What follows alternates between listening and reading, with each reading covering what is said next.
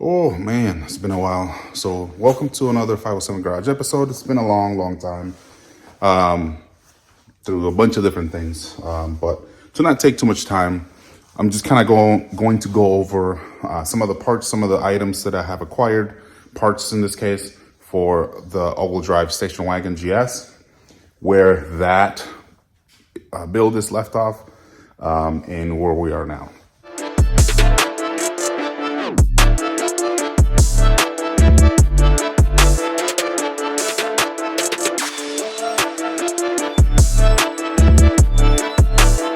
So it looks like in this orientation is where I get better quality of my camera.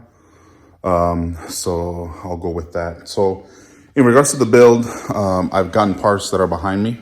So you can see those right over there. So these are the internals for the 3UZ. So those are the internals for the 3UZ. So let's go over them real quick. So we have the internals for the 3UZ, starting with the H-beam connecting rods from Eagle. And then for the pistons, I have been looking at several companies. One of them, CP Pistons, I was going to go with their piston setup. But based on how much the cost was going to be, I decided to give Hench Performance a try, since it was almost half the cost. It was just a couple more dollars than getting the H-beams, so I figured I'd give those a try. And if my engine fails, then I'll go a different route. But Hench Performance, as well as what is the other one called? King Tech. It's another one that I have seen a lot online, folks running. A couple of people have seen running these on N54s, N63 engines. So I figured I'll give it a try. There's a lot of good feedback and folks reporting it, similar to other brands that I've seen. Unboxing the Eagle rods is just basically what you would expect. So you see your 8 rods. I weighed them all already. They all weigh 625 grams. Last time I checked, weighed them 4 times. To make sure that was the weight specifications. Now, in regards of this bottom end, I've seen people recommend going with the ARP 2000 bolts, but I just got the basic one, I guess, if you want to call it basic. I went with the ARP 8740s, which the torque spec for them are 63 foot-pounds. So that's the ones I went with. Again, I haven't assembled this yet. I'm going to be cleaning the 3UZ just to kind of prep it for me to get that installed. So here are the Hench Performance pistons that I decided to go with for this project. I'm trying to open it here. Here we go. Okay, so these are the ones I went with. The specs are here on the side. So Toyota 3UZ 921. So I have 3 rings and the specifications for those rings. So you can see the part number